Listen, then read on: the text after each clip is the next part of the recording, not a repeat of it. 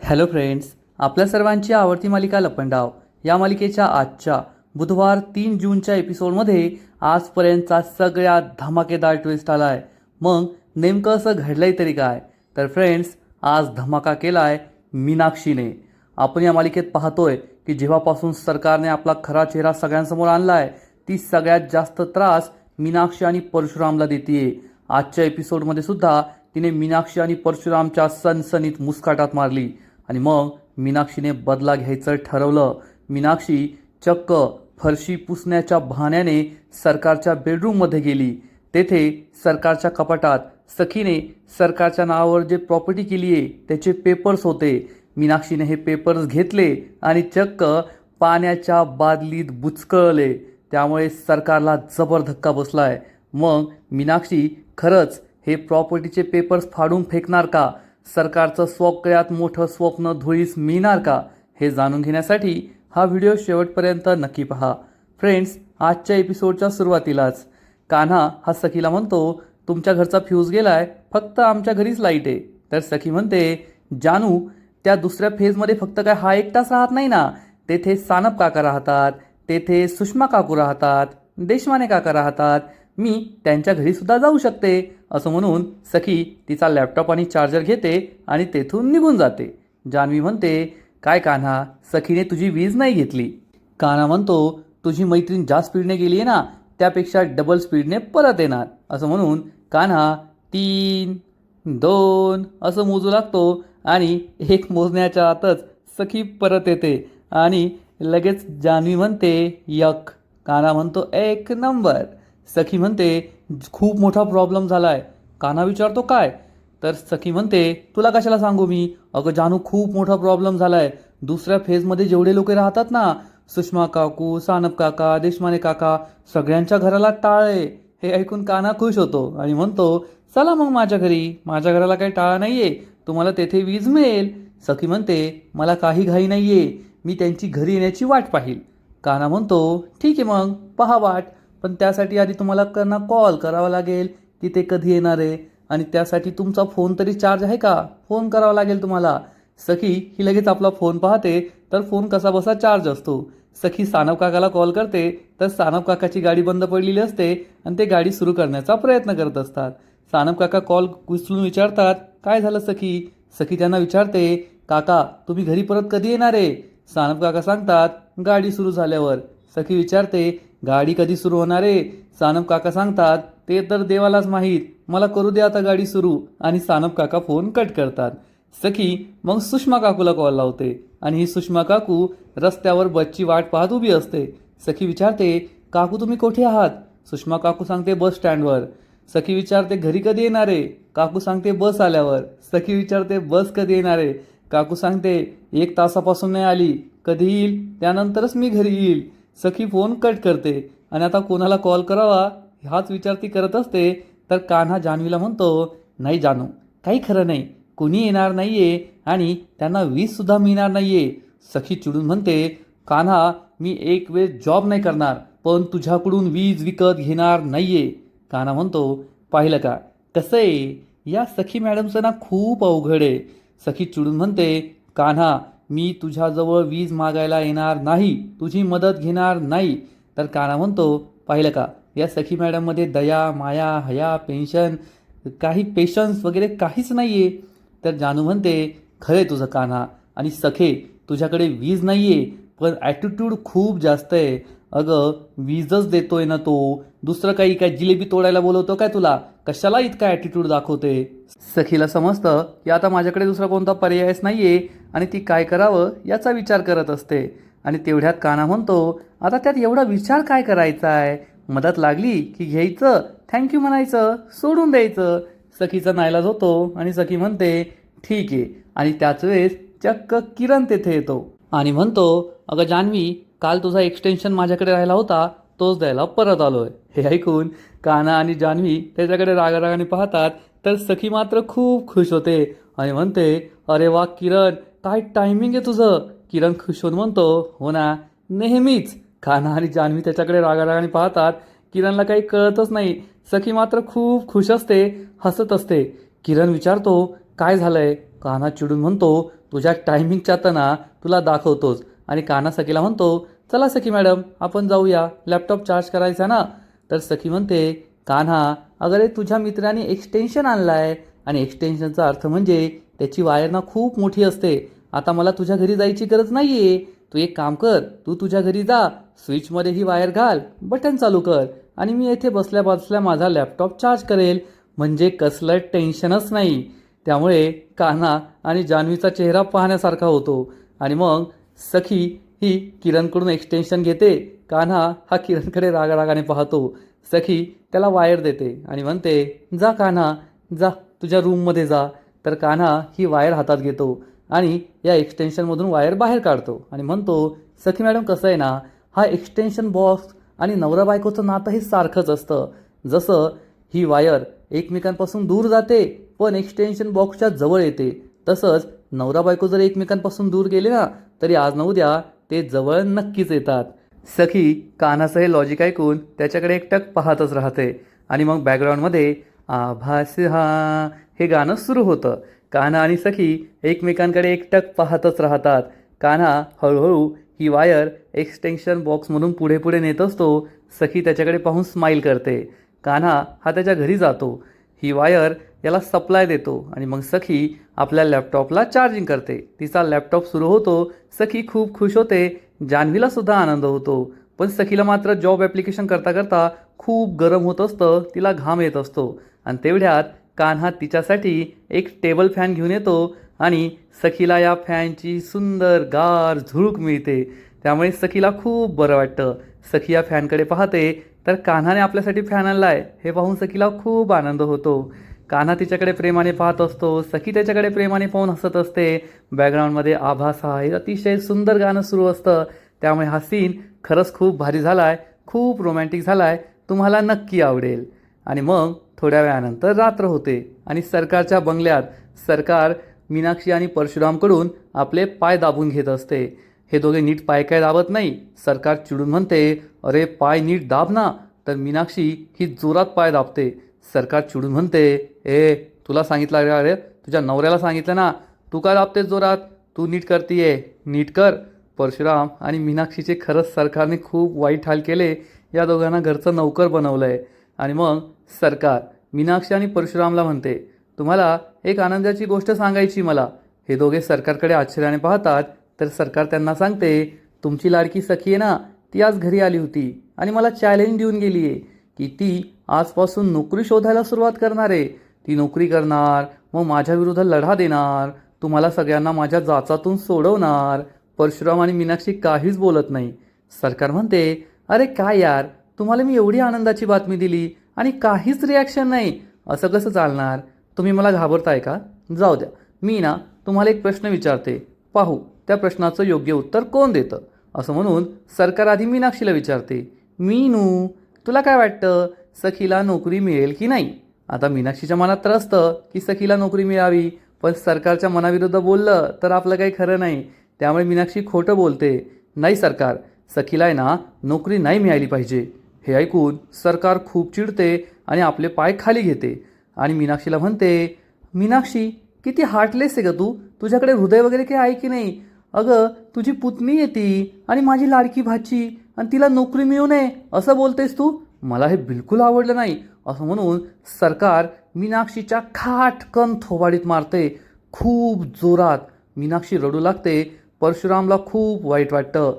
सरकार चिडून म्हणते, म्हणजे माझी लाडकी भाची एवढी मेहनत करतीये, तिला नोकरी हवी आहे आणि तू तिला नोकरी मिळू नये असं बोलते, तुझ्याबरोबर असंच व्हायला हवं होतं. आणि मग सरकार परशुरामला म्हणते, परशु भाऊजी आता तुम्ही सांगा, सखीला नोकरी मिळाली पाहिजे की नाही?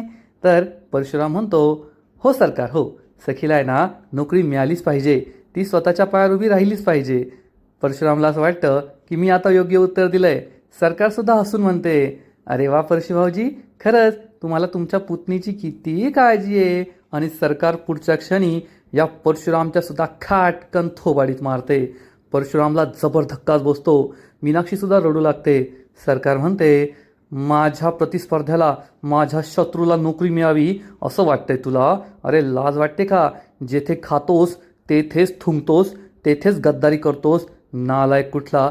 मीनाक्षी आणि परशुराम दोघे रडू लागतात. फ्रेंड्स, हा सीन खरंच खूप वेदनादायक आहे.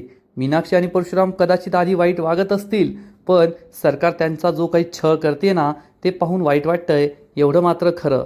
पण तेवढ्यात गौतम तेथे येतो आणि सरकारला म्हणतो, सरकार, मी देऊ का या प्रश्नाचं उत्तर? तुम्ही मला मारलं तरी चालेल, पण मी माझ्या मनातलं उत्तर नाही बदलणार. सरकार त्याला इशारा करते, सांग. तर गौतम सांगतो, सखीला नोकरी मिळणारच.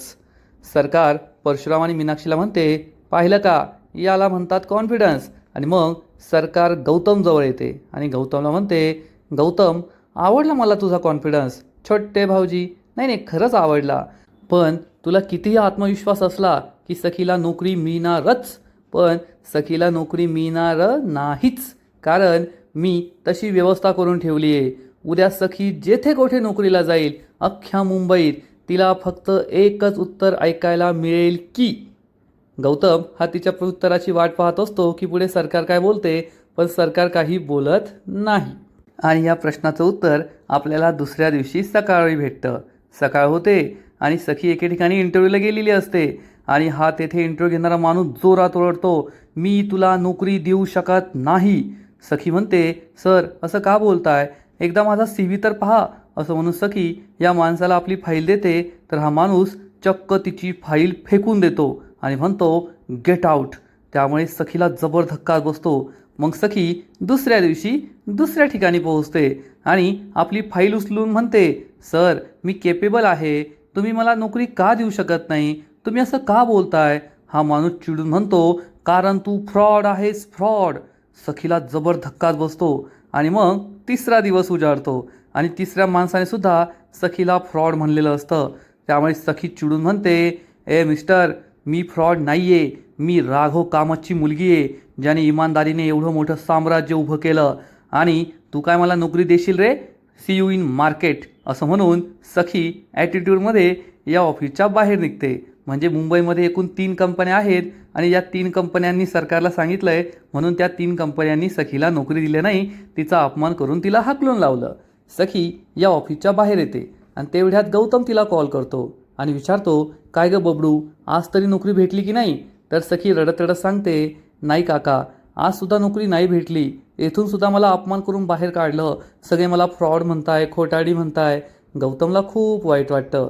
सखी म्हणते, काका, मला माहिती आहे हे सगळं त्या सरकारमुळे होतं आहे. सरकारनेच या सगळ्या लोकांना माझ्याबद्दल असं सांगितलं आहे, म्हणून मला कोणी नोकरी द्यायला तयार नाही आहे. सखी रडत असते.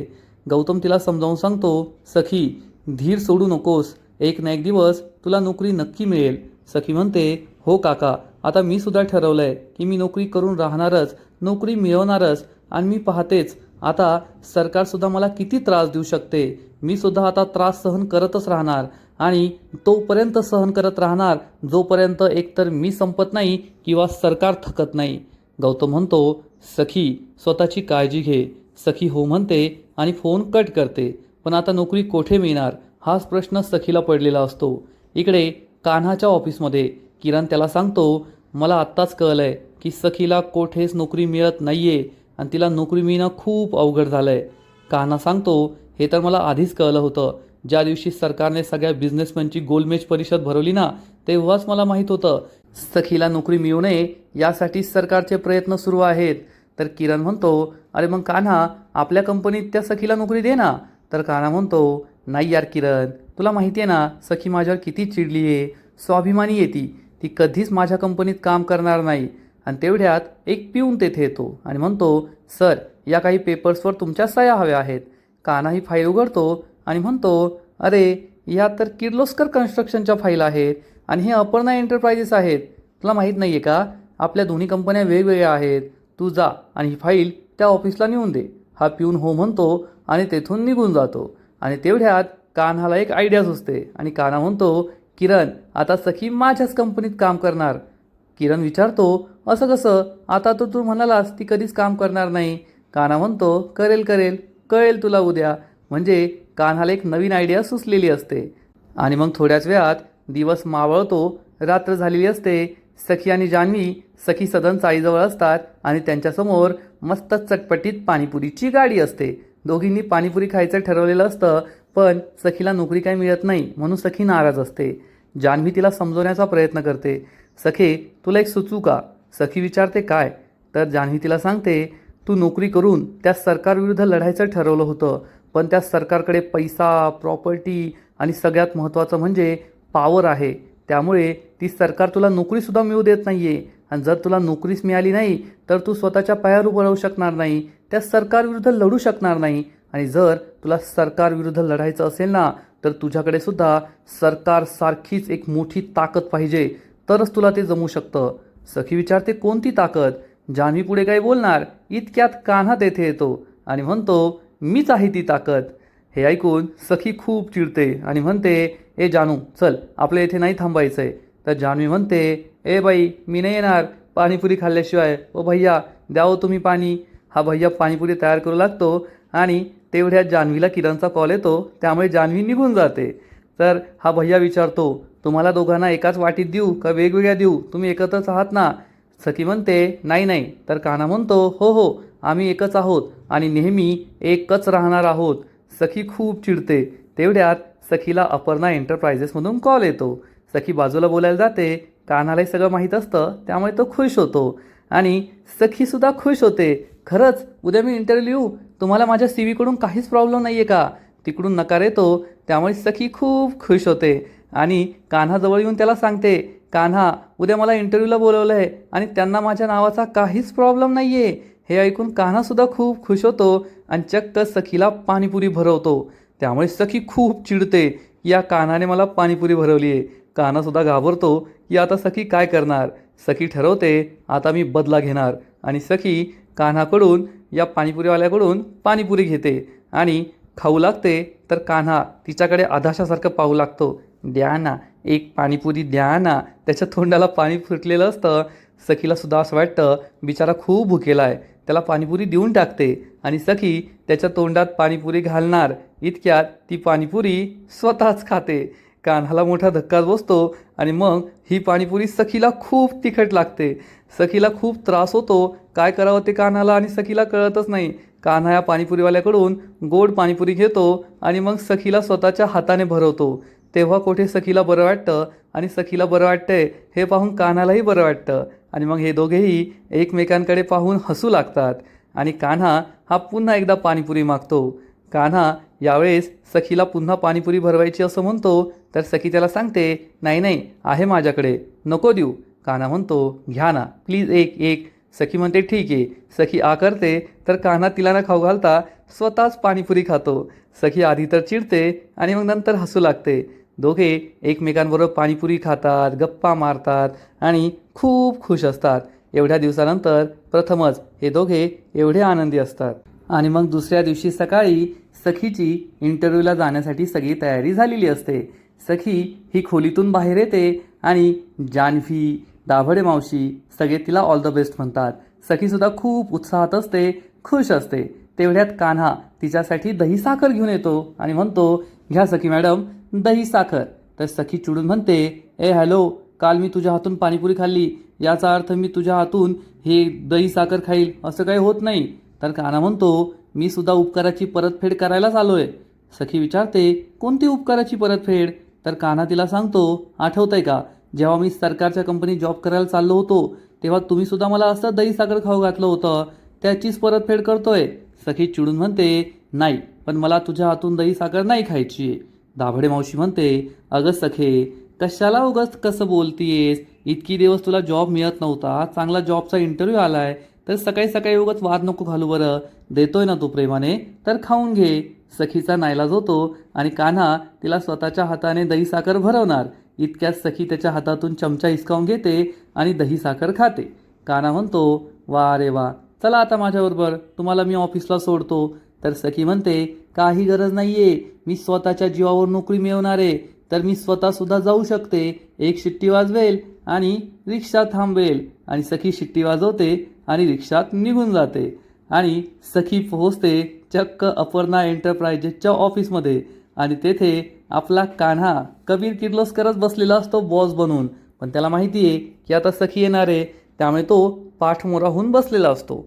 सखी आतमध्ये येते, कान्हा तिला आतमध्ये यायला सांगतो आणि मग सखी ही कान्हाला म्हणते, सर, येथे मी इंटरव्ह्यूसाठी आली आहे, तुम्हाला खरं सांगायचं ना तर मी आजपर्यंत खूप ठिकाणी इंटरव्ह्यू दिले, पण मला कुणी उभंसुद्धा केलं नाही. सगळ्यांनी मला हाकलून दिलं. आता त्यांचे काही कारणं असतील, पण मला इथे नोकरी मिळेल असा मला विश्वास वाटतोय. कान्हा हा सखीला काही कळू नये म्हणून चक्क आवाज बदलून बोलतो, एकदम अशा मोठ्या वयस्कर व्यक्तीच्या आवाजात. तुम्ही टेन्शन घेऊ नका मॅडम, तुम्हाला इथे जॉब नक्कीच मिळेल. आमची कंपनी इतर कंपनींपेक्षा वेगळी आहे, कारण आम्ही व्यक्तीचं नाव नाही, व्यक्तीचं टॅलेंट पाहतो आणि तुम्ही टॅलेंटेड आहात हे मला आधीच कळलं आहे. सखी खूप खुश होते आणि म्हणते, थँक्यू सर, खरंच तुम्ही खूप चांगले आहात. नाहीतर बाकीचे कंपनीनी मला खूप अपमानित करून बाहेर पाठवलं. कान्हा म्हणतो, अहो नका टेन्शन घेऊ, जोपर्यंत ही अपर्णा एंटरप्राइजेस आहे ना तोपर्यंत तुमच्यासारख्या टॅलेंटेड लोकांना मी जॉब नक्कीच देत राहणार. काळजी करण्याची गरज नाही आहे तुम्हाला. सखी म्हणते, खूप खूप थँक्यू सर, आता तुम्ही माझा इंटरव्ह्यू घेणार आहात ना. आणि मग कान्हा त्याच्या ओरिजिनल आवाजात म्हणतो, सखी मॅडम, आजपर्यंत मी अनेक वेळेस ऐकलं आहे की बायको नवऱ्याची शाळा घेते, पण नवरा हा बायकोचा इंटरव्ह्यू घेतो हे तर पहिल्यांदाच घडणार आहे. सखीला वाटतं, अरे हा तर ओळखीचा आवाज आहे. आणि तेवढ्यात कान्हा हा आपली खुर्ची वळवतो आणि सखी समोर येतो. कान्हाला पाहून सखीला जबर धक्का बसतो. सखी विचारते, कान्हा तू येथे बॉस आहे का? ही तुझी कंपनी आहे का? कान्हा पुढे येतो आणि म्हणतो, हो सखी मॅडम, अपर्णा एंटरप्राइजेस माझीच कंपनी आहे. माझ्या आईच्या नावावर ही कंपनी चालते. आणि चला आता बसा, आपण इंटरव्ह्यू करून घेऊया. तर सखी म्हणते, नाही, मला इंटरव्ह्यू द्यायचा नाही आहे. कान्हा विचारतो, पण का? सखी चिडून म्हणते, तुला काय वाटतं तुझ्यासारख्या फ्रॉड माणसाच्या कंपनीत मी नोकरी करेल? मी माझा स्वाभिमान अजून विकून खाल्ला नाही आहे. एवढा स्वाभिमान तर माझ्यामध्ये आहे की मला ज्या व्यक्तीने फसवलं त्याच्या इथे मी काम करणार नाही. कान्हा म्हणतो, वा, व्हेरी गुड, आय लाईक स्वाभिमान. खरंच माणसाने स्वाभिमानी असावं. स्वाभिमानी माणसं दुसऱ्यांना प्रेमात पाडतात, म्हणून तर मी तुमच्या प्रेमात पडलोय. चला आता इंटरव्ह्यू द्या बरं. सखी चिडून म्हणते, कान्हा तुला कळत नाही का, मी तुझ्या कंपनीत काम करणार नाही. कान्हा सखीला समजवण्याचा प्रयत्न करतो, बेबी सरकार, तुम्ही असं का करताय? ही एक कंपनी आहे आणि मी तुमचा इंटरव्ह्यू घेतो. तुम्ही जर केपेबल असाल तर मी तुम्हाला इथे जॉब देईल. काम करा, कष्ट करा, पैसे कमवा. एवढं फेअर होऊ शकत नाही का? सखी चिडून म्हणते, नाही होऊ शकत. तुझ्यासारख्या खोटाड्या माणसाच्या कंपनीत मी कधीच काम करू शकत नाही. उद्या तर मला सरकारसुद्धा त्यांच्या कंपनीत नोकरी देईल, मग मी काय त्यांच्याकडे नोकरी करणार का? कान्हाला खूप वाईट वाटतं. कान्हा म्हणतो, बेबी सरकार, असं का करताय? आधी माझी ऑफर तर ऐकून घ्या. पण सखी चिडून म्हणते, नाही, मी तुझ्या कंपनीत नोकरी नाही करू शकत. असं म्हणून सखी रागारागाने तेथून निघून जाते. तेवढ्यात किरण तेथे येतो आणि विचारतो, काय झालं कान्हा, सखीने तुझी ऑफर ॲक्सेप्ट केली की नाही? पण कान्हा खूप दुःखी होतो आणि काहीच उत्तर देत नाही. त्यामुळे किरणला समजतं की सखीने नक्कीच कान्हाच्या कंपनीत नोकरी करण्यास नकार दिलाय आणि आजचा एपिसोड येथेच संपतो. फ्रेंड्स, लपंडाव या मालिकेचा आजचा एपिसोड खरंच खूप भारी होता आणि आता हळूहळू या सखीचा राग प्रेक्षकांना यायला लागलाय एवढं मात्र नक्की. कान्हा हा सखीसाठी किती काय काय करतोय, तरीसुद्धा सखी त्याचा परत परत अपमान करते. सखीला एवढीसुद्धा अक्कल नाही आहे की तिला आयुष्यात स्वतः काहीच कमवलं नाही, सगळं बापाचं होतं ते सुद्धा तिने मूर्खपणामुळे गमावलं. तिच्या मावशीने तिला घराबाहेर हाकललंय म्हणून ती चाळीत राहतीये. पण बिचारा कान्हा एवढा मोठा बिझनेसमॅन असताना, करोडपती अब्जोपती असताना फक्त सखीच्या प्रेमासाठी त्या चाळीत राहतोय. सखीच्या मागे मागे करतोय, पुढे पुढे करतोय, सखीची मदत करतोय. पण सखी आपला ॲटिट्यूड आणि मास सोडत नाहीये. हळूहळू जान्हवी, किरण या सगळ्यांना हे कळायला लागलंय, बिचारा कान्हा प्रेमासाठी सगळं सहन करतोय आणि सखी त्याचाच गैरफायदा उचलतीये एवढं मात्र नक्की. फ्रेंड्स, लपंडाव या मालिकेचा आजचा एपिसोड तर भारी होता, पण पुढील एपिसोड आणखीन भारी असणार आहे. आणखीन मोठा ट्विस्ट या मालिकेत येणार आहे. मग नेमकं घडणार तरी काय? तर पुढील एपिसोडमध्ये आपण पाहू, मीनाक्षी करणार सगळ्यात मोठा चमत्कार. फ्रेंड्स, ते म्हणतात ना, ज्याच्याकडून अपेक्षा नसते तोच जगावेगळं काहीतरी करून जातो आणि मीनाक्षी असंच काहीतरी करणार. तसं पाहायला गेलं तर या सरकारने मीनाक्षी आणि परशुरामचा खूप छळ केला आहे. आधी तरी बरं होतं, हा परशुराम ऑफिसमध्ये काम करायचा, मीनाक्षी दिवसभर देवपूजा करायची, घरात आराम करायची. पण आता तर सरकारने या दोघांना घरचं नौकर बनवलं आहे. त्यांना काय मारतीये, काय त्रास देतीये आणि या सगळ्याचा बदला घ्यायचा म्हणून मीनाक्षी एक प्लॅन बनवणार. मीनाक्षी चक्क सरकारच्या रूममध्ये जाईल, सरकारच्या कपाटात ड्रॉवरमध्ये प्रॉपर्टीचे ते कागदपत्र असतील ज्यावर सहीने सह्या केल्यात आणि सगळी प्रॉपर्टी सरकारच्या नावावर केली आहे आणि सरकार रूममध्ये नाही आहे हे पाहून मीनाक्षी हे प्रॉपर्टीचे पेपर्स या फाईलच्या बाहेर काढणार आणि चक्क पाण्यामध्ये बुचकळणार, हे पेपर्स ओले करणार. तेवढ्या सरकार तेथे येईल आणि हे सगळं पाहून तिला जबर धक्काच बसेल. ती मीनाक्षीला विचारेल, मीनाक्षी हे सगळं काय केलंस तू? तर मीनाक्षी म्हणेल, तुझ्या पापांचा कच्चा चिठ्ठा आहे हा आणि आज मी तुला आणि या सगळ्याला संपवणार. असं म्हणून मीनाक्षी चक्क सरकारसमोरच हे पेपर्स फाडण्याचा प्रयत्न करेल. मग सरकार तिला हे पेपर्स फाडू देईल का? तसंही हे पेपर्स पाण्यामध्ये बुडाल्यामुळे पूर्ण वाया गेले असतील असंच दिसतंय. मग सरकारचा सगळ्यात मोठा प्लॅन, तिचं सगळ्यात मोठं स्वप्न फेल होणार का? मीनाक्षी तिला दिवसाच तारे आकाशगंगा दाखवणार का? हे पाहायला खूप मजा येईल. आणि दुसरीकडे प्रेक्षकांची जी भावना आहे ना तीच किरणची सुद्धा झालेली असेल. किरण कान्हाला म्हणेल, कान्हा आता मला तुझ्या बायकोचा राग येतोय बरं का. सखी तुझ्याबद्दल खूप चुकीचं वागतीये. अरे तू दिवसभर तिच्या मागे पुढे करत असतो आणि ती तुझ्याशी एवढं वाईट वागतीये, तुलाच ॲटिट्यूड दाखवतीये. तुझ्या जागी एखादा दुसरा मुलगा असताना तर आत्तापर्यंत त्याने तिला चांगलं ठणकावलं असतं. राहायचं तर राय, नाहीतर निघ. आणि तेवढ्यात सखी तेथे येते. सखी किरणचं हे सगळं बोलणं ऐकते, पण सखी तेथे आलीये हे कान्हा आणि किरणला माहीत नसतं. कान्हा किरणला समजावून सांगतो, किरण मला माहिती आहे तुम्हाला सगळ्यांना सखीच्या वागण्याचा राग येतोय, पण मला नाही येत, कारण सखी माझं संपूर्ण जग आहे आणि माझ्या जगावरच मी कसं रागवणार. सखी मॅडम माझ्याशी कसंही वागल्या ना तरी मी त्यांच्याशी चांगलंच वागणार आणि त्यांना जे हवं आहे ते सगळं मिळवून देण्याचा प्रयत्न करणार. त्यांना माझ्याकडे नोकरी नाही करायची आहे ना तर ठीक आहे, मी त्यांना दुसरीकडे नोकरी मिळेल अशी व्यवस्था करतो.